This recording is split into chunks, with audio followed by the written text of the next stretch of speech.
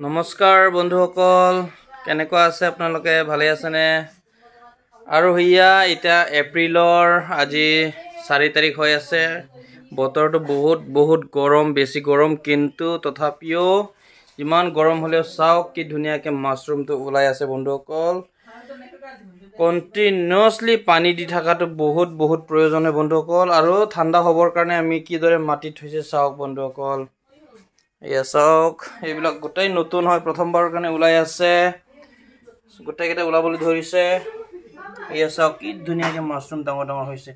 এইবিলাক পুৰণা বেগ হয়, পুৰণা বেগ আছে। 1 2 3 4 5 6 7 8 9টা পুৰণা বেগ আছে। পুৰণাবিলাকো এতিয়ালৈকে অলপ ওলাই আছে বন্ধুসকল। চাওক কি ধুনীয়াকৈ ওলাই আছে। নতুনবিলাক একদম ধুনীয়াকৈ ফুলি আহিছে। এয়া চাওক বন্ধুসকল, গোটেইকেইটা ওলাবলৈ ধৰিছে। তলতে কিহৰ কাৰণে থৈছে বুলি আপোনালোকে ভাবিব, কিন্তু মই ঠাণ্ডা হ'বলৈ কাৰণে এইটো থৈছোঁ।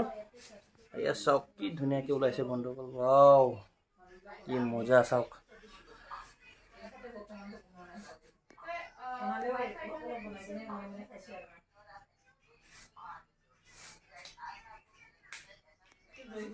বন্ধুসকল, এই ভিডিঅ'ৰ মাধ্যমত মই আপোনালোকক এইটোৱে ক'বলৈ বিচাৰিছোঁ, বতৰটো যদিও গৰম হয়, যদি আপোনালোকে মেইনটেইন কৰিবলৈ পাৰে, পানী যদি টাইম টু টাইম দি থাকিবলৈ পাৰে, গৰম বতৰতো আপোনালোকে অয়েষ্টাৰ মাছৰুম খেতি আৰামছে কৰিবলৈ পাৰিব। যিদৰে আমি কৰিছোঁ আপোনালোকে কৰিব বন্ধুসকল, নিশ্চয় পাৰিব।